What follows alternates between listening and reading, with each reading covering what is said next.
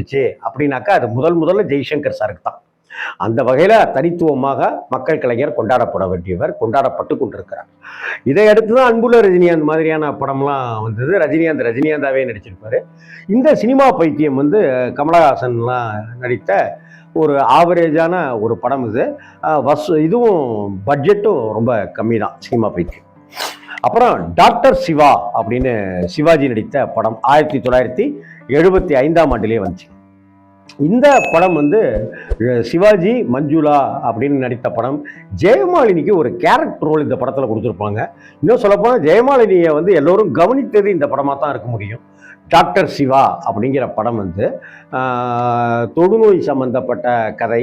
Doctor கேரக்டரில் Sivaji sir இப்படிலாம் வந்திருந்தாலும் இந்த படம் ஏனோ தெரியல நம்ம மனசில் ஒட்டக்கூடிய ஒரு படமாக கதையாக அமையலை. ஆனால் இந்த படத்தில் இருக்கிற பாட்டு